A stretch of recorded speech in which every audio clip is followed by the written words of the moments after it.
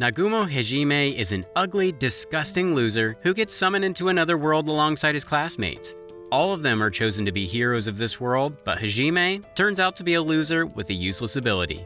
On a mission, Hajime's classmates ultimately betray him and he ends up falling into a trap. Despite all this, Hajime wants to survive and take revenge. Will he be able to survive the labyrinth and take his revenge? Hajime suddenly wakes up in a dark place where he couldn't see anything. He wonders where he actually is and realizes that he's not dead yet.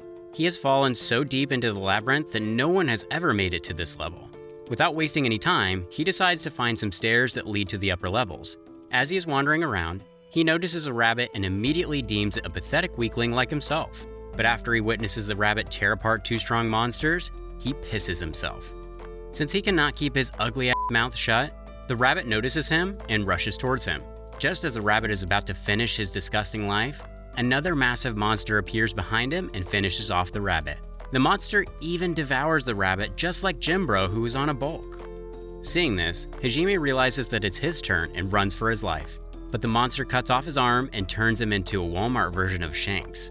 The monster then consumes his arm in front of him, and as it approaches Hajime, he uses transmute to dig a hole and escapes.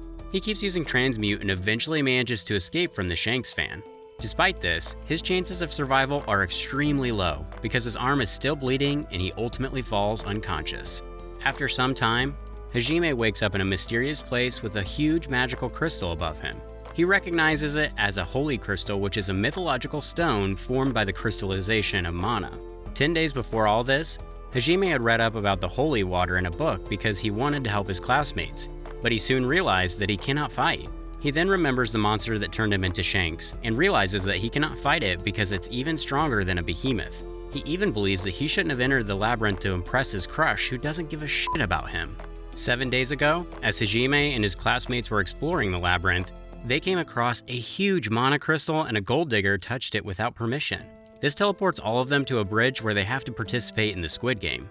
The general who is accompanying them realizes that it is a trap and instructs them to get behind.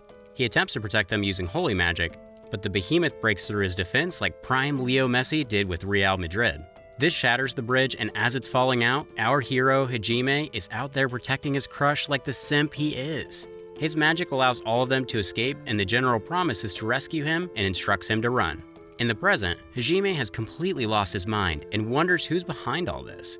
Back when he was running towards his classmates, the general instructed all of them to shoot beams towards the behemoth. But for some reason, one of them was targeted towards Hajime and ended up falling right in front of the behemoth. Despite all their efforts, Hajime ends up falling off the shattering bridge alongside the behemoth. One day before all this, his crush had visited him in his room and urged him not to participate in the test because she had a weird dream. However, being the simp he is, Hajime shamelessly asks her to protect him if anything happens. In the present, as Hajime is lying all alone, he wonders what went wrong. All he wanted to do was to help his classmates, but they ended up betraying him and the monsters were way too overpowered for him. Wondering what he should have done in this situation, Hajime realizes that everything between him and his home are his enemies. With no other option left, he decides to eat monsters and survive. After consuming water from the cave, Hajime sets out to hunt monsters. He lures them into a trap and kills them using a spear. He then devours them, and after taking the first bite, his throat starts hurting and it feels like something is devouring him from the inside. Just as he consumes some water, his hair color changes to white and his muscles pop out like all the fake natties out there. His entire DNA structure changes and he notices that his body actually feels lighter even though it felt like he might die. He then checks his stats and notices that he has leveled up after eating monsters. He also acquired skills like mana manipulation and a thunder manipulation skill that the monster had. And even though he cannot shoot it like the monster, he can still use it to cook meat. Despite this, the meat still tastes like shit, but I hope it tastes better than my sister's cooking. At this point, Hajime realizes that he needs a weapon and decides to forge one using his skills. He uses Tower Stone and Blast Rock to create a pistol and some bullets. He can use his lightning magic to ignite the Blast Rock and launch the bullets. This allows him to kill the rabbit rather smoothly, and he names the pistol Donner. He keeps eating monster meat and keeps leveling up. He also notices some skills the rabbit had used against him and tests them out. With all these skills, he decides to take revenge from the monster that devoured his arm like a barbecue. Seeing Hajime, the monster ambushes him to take off his other arm as well, but he dodges his attack. He then uses aerodynamics to get up in the air and shoots his bullets, but he immediately realizes that his aim sucks, and the monster takes his opportunity to smash him into the ground. Hajime then uses a flash bomb to blind the monster and takes off his arm. He even bites the arm in front of the monster to take his revenge and finishes him off with his thunder magic. After shooting him through his thick skull, he takes the monster with him to his lair.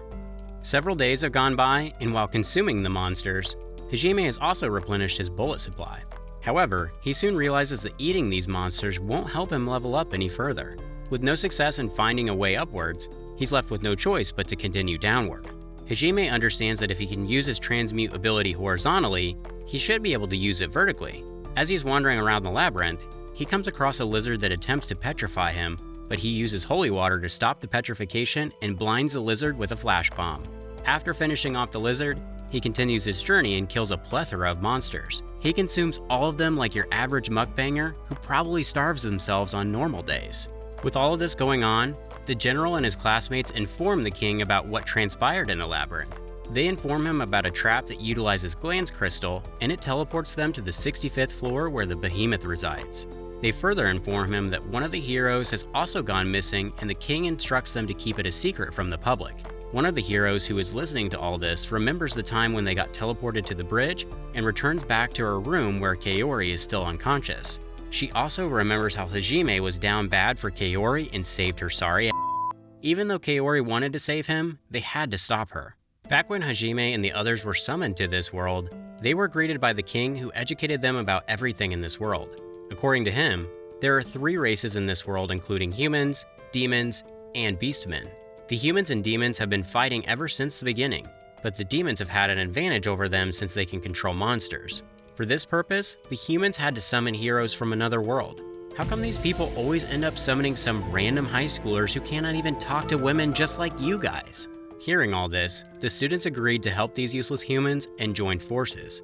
In the present, as Shizuki is training outside, she notices Yagashi tweaking about something and advises him to train and stop procrastinating. Just then, she remembers that Yagashi always used to fight with Hajime and wonders if he has a crush on Kaori. After this, she heads inside where Kaori had woken up from her sleep. She immediately asks Shizuki about Hajime as she informs him that he is still missing. Hearing this, she gets up and wants to save him, but falls to the ground because she is too weak. In the meantime, Hajime has reached the last floor where he notices a massive door and wonders if he can find some answers there. However, as he approaches the door, he notices that it has some strange markings, and even though he's a nerd who has read over 1 million books, unlike you guys who just rot in front of these screens, he attempts to open the door using transmute, but it fails. Just then, 2 massive golems who appear to be guarding the door awaken and ambush him. Without wasting any time, he gets rid of one of them with a single bullet and attacks the other one as well. However, he soon realizes that this golem can create barriers that stop his bullets. Despite this, he keeps attacking the golem and eventually realizes that the ugly monster is not actually chasing him. Using this to his advantage, he keeps shooting the monster from a distance and ultimately kills it as well. In the meantime, Kaori believes that Hajime is still alive and wants to save him. To save him, she wants to get even stronger and asks Shizuki to help her, and she agrees. Meanwhile, Hajime finds some mana stones inside the golems and uses them to open the door. Just as he opens it, he visualizes a bright starry sky with a golden cube right in the middle. As he gets closer to the cube, mysterious green tentacles start regressing and reveal a naked girl stuck inside the cube. Seeing this, Hajime decides to leave, but the girl urges him to help her. Hajime, however, asserts that he cannot possibly help someone who was sealed in a freaking labyrinth. Despite this, the girl tells him that she was betrayed by her people, which gives Hajime PTSD and he turns back like a simp. He then questions the girl as to why she was sealed here, as she tells him that she is an overpowered vampire who used to rule her kind. However, one day, her ministers told her that she is no longer needed because she is way too flat-chested and her uncle stepped forward to rule the nation. Her people deemed her a threat to them, and since they could not kill her, they decided to seal her in the labyrinth. Despite all this, he decides to save her and releases her from the cube. The girl then grabs his hand and comments that he is warm. She then asks his name as Hajime introduces himself and asks her in return. The girl tells him that she wants him to name her because she doesn't like her previous name. Hearing this, Hajime decides to name her Yue, which means moon in Japanese. This makes the girl insanely happy and hugs him, which turns him on, and he gets a boner. Just then, Hajime notices some projectiles aimed towards them and saves Yue while taking the hit himself. Watch this next video.